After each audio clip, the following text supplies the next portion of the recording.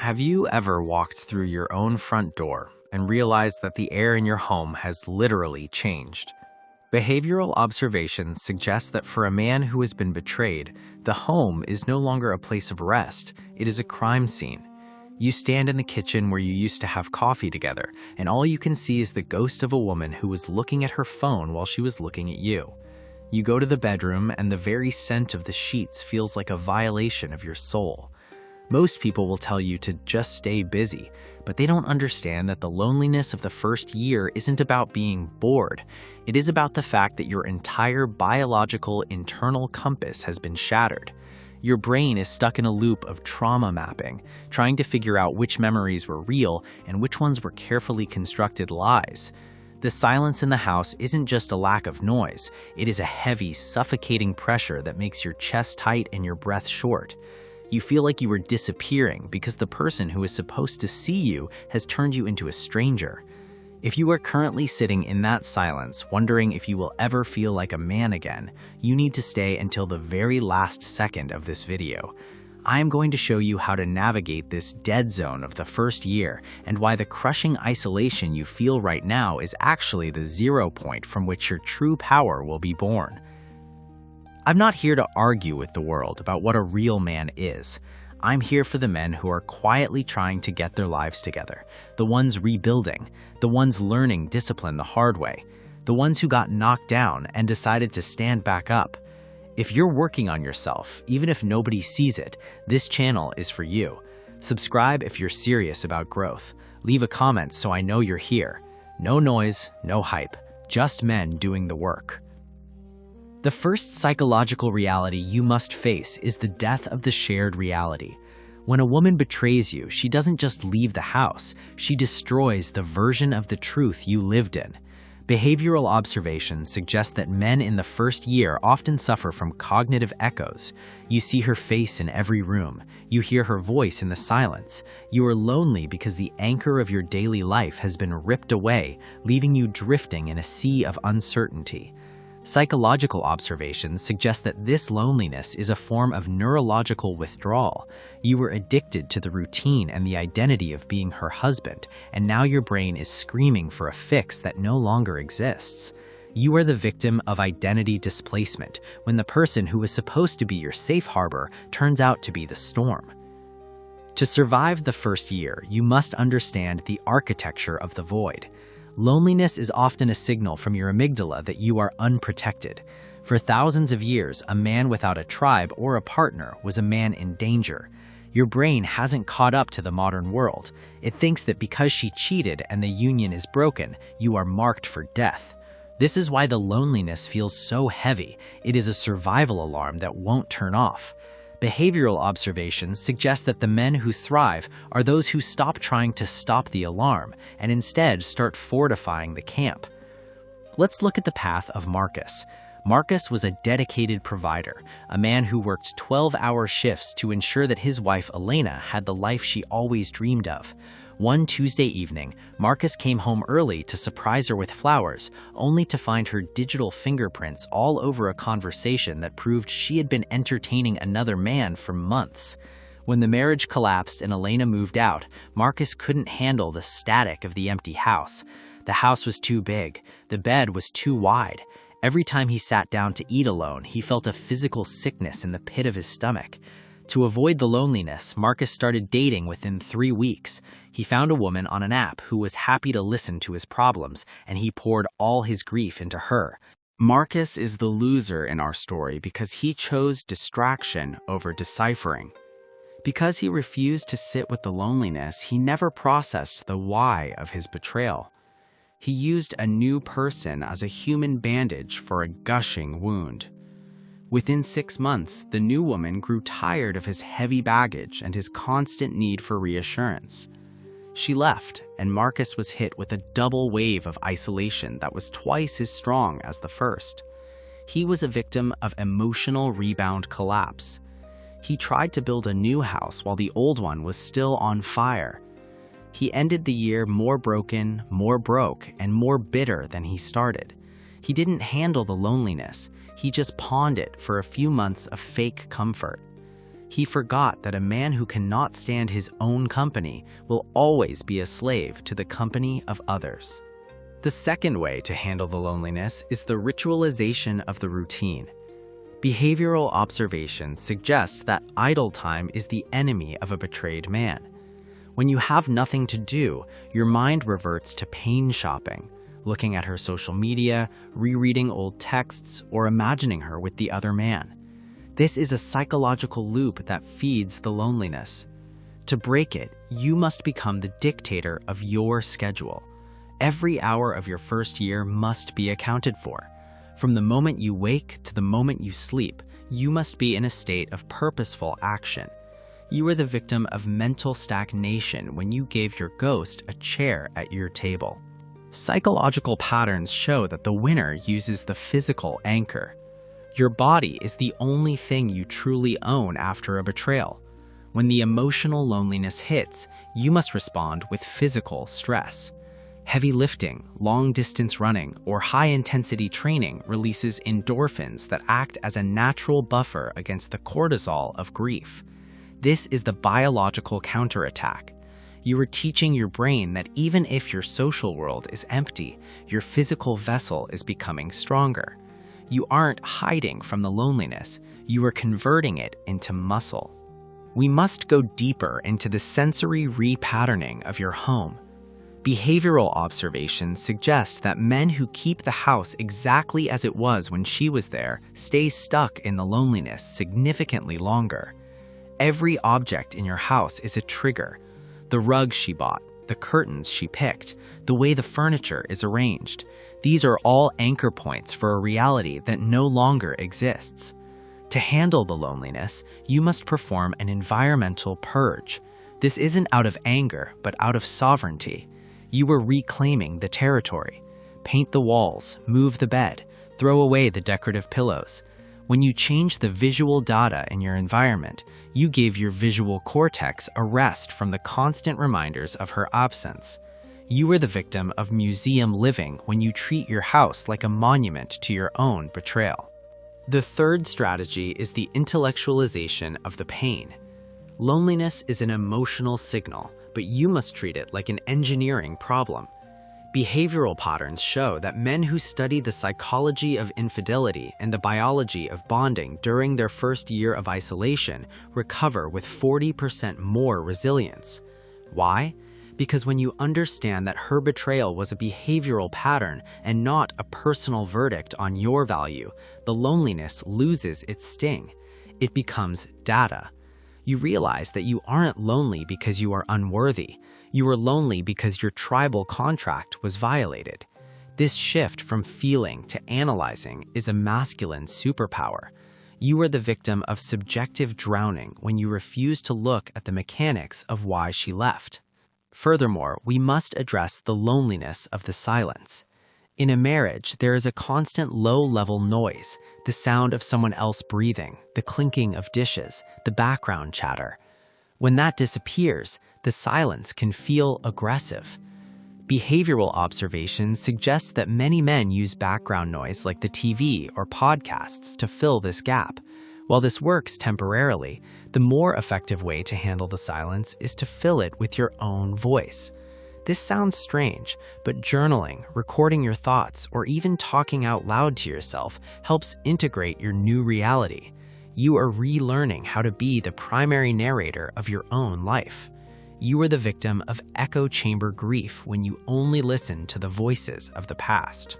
The loneliness of the first year is also a metabolic rebuild.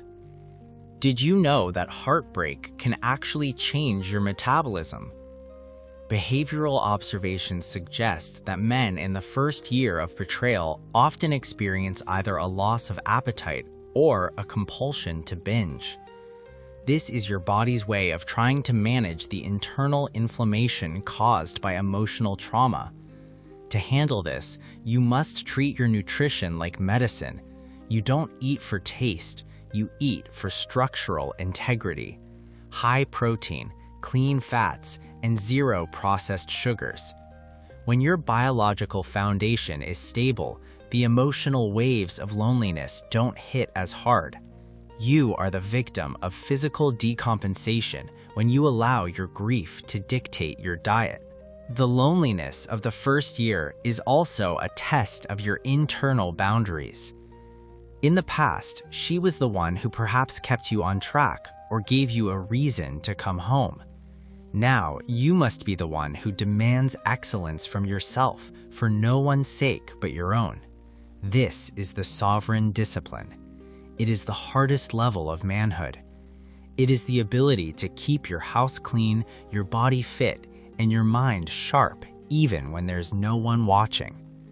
Behavioral patterns suggest that the man who can do this during his year of loneliness becomes unstoppable when he eventually re-enters the world. He has proven to himself that he is his own North Star. You are the victim of external validation dependency if you only perform when a woman is there to applaud you. We must also look at the social recalibration. Most of your friends are likely couple friends. When the betrayal happens, those friends often fade away because they don't know what to say, or they don't want to choose sides. This secondary loss is often what makes the loneliness feel permanent. Behavioral observations suggest that you shouldn't beg for these people to stay. Let the fake bonds dissolve. The first year is a fire that burns away the dross in your life. Use this time to build deep masculine alliances with men who understand the code. One loyal brother is worth 100 couple friends. You are the victim of social inflation when you value quantity over loyalty. Furthermore, we must address the grief for the future. You aren't just lonely for the woman she was. You are lonely for the man you were going to be with her. The retirement, the kids, the vacations, those were future identities that have been aborted. Handling the loneliness requires you to grieve the future just as much as the past. You must literally sit down and say goodbye to those versions of yourself.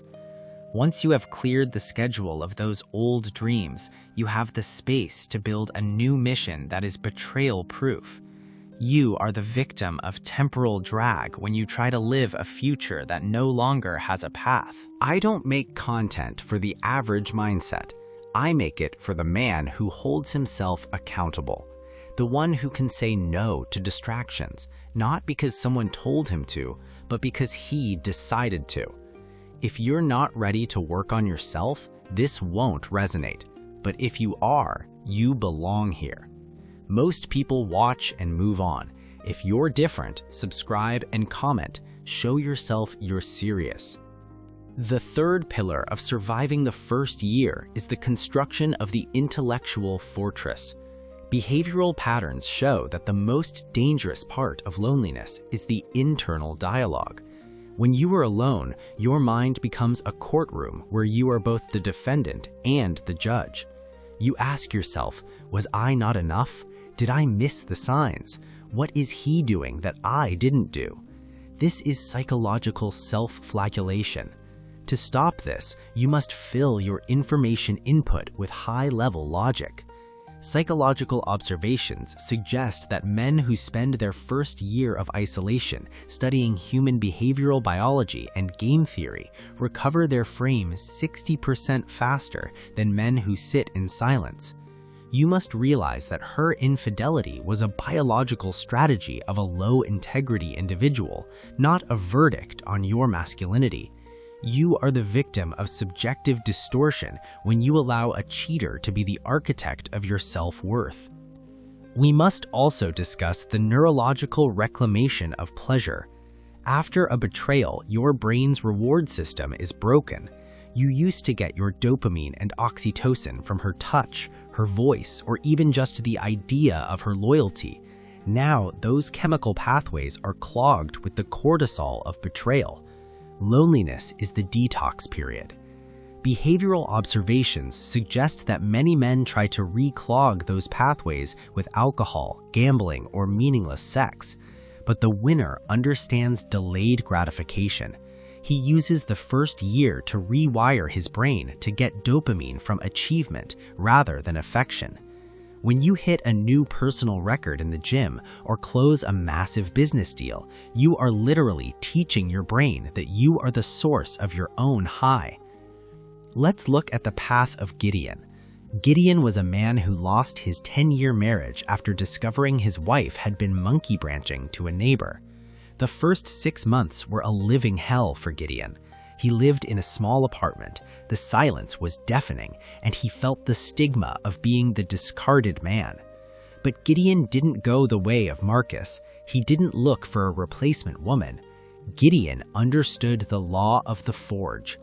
Gideon is the winner in our story because he turned his loneliness into a laboratory. He started a physical transformation that was so intense it left him with no energy to ruminate at night. He started a side business that required 4 hours of deep work every evening. He stayed in his monk mode for exactly 365 days. He didn't date, he didn't browse, he didn't check her social media. By the end of the year, Gideon was in the best shape of his life. His income had doubled, and more importantly, his internal state was no longer dependent on anyone else's opinion. When he finally re-entered the dating market, he did so with a high-resolution filter. He wasn't looking for someone to save him from loneliness. He was looking for a high-integrity partner to join his empire. Gideon won because he realized that solitude is the price of admission to greatness. He used the silence to hear his own ambition. He stopped being a victim of her choice and became the author of his destiny. The fourth strategy is the audit of the masculine tribe.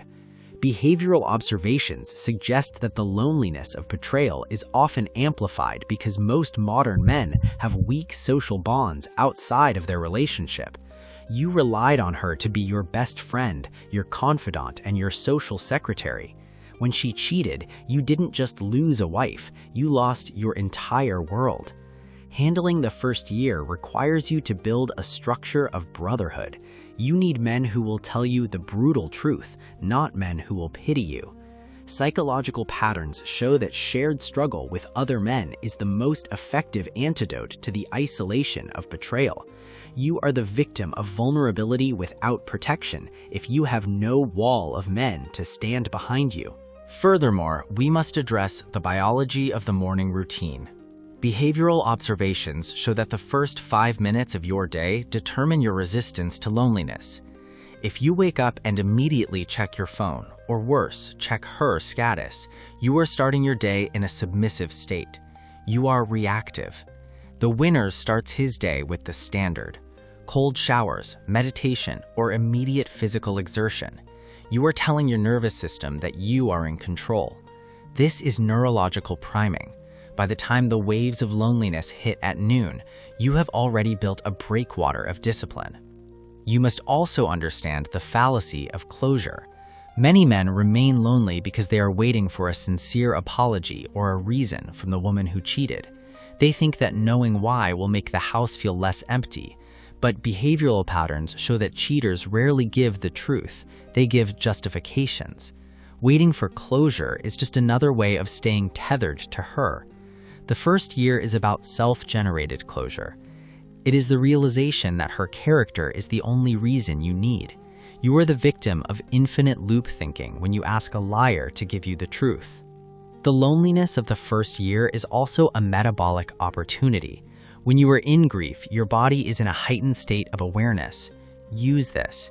Behavioral observations suggest that this is the best time to break addictions, whether it's sugar, caffeine, or social media. Since you are already in pain, your brain is more plastic and ready for change.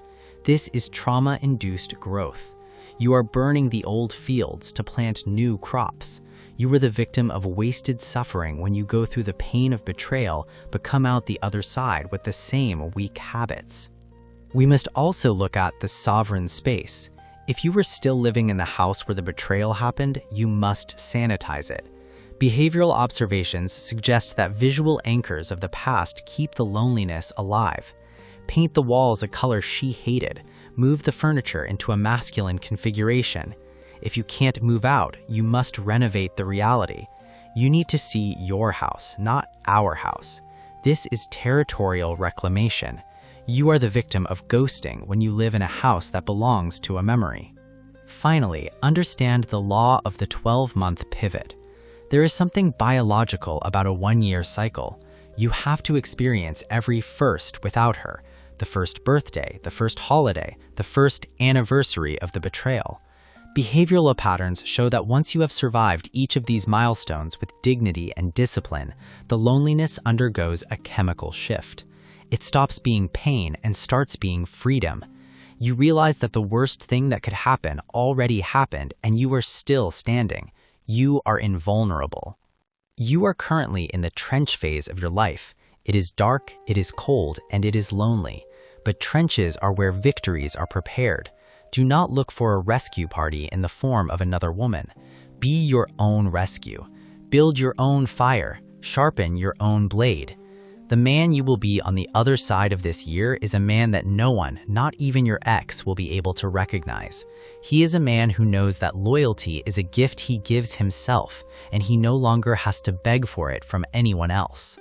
I have a smart question for the men who have the discipline to finish this 12,000-word deep dive into the masculine soul.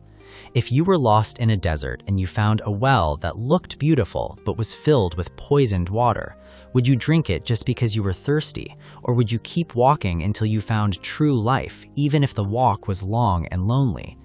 You are the traveler. The betrayal is the poison. The first year is the walk. Don't drink the poison just because you're thirsty for connection. Keep walking. Drop a comment below and tell the Brotherhood what was the darkest hour of your first year after betrayal, and what was the one habit that pulled you through the silence. How did your perspective on being alone change once you realized you were the source of your own strength? Share your survival tactics. Your light might be the signal for a brother who is currently lost in the dark. Let's build the circle of sovereign men together. If you made it all the way to the end, I genuinely appreciate you.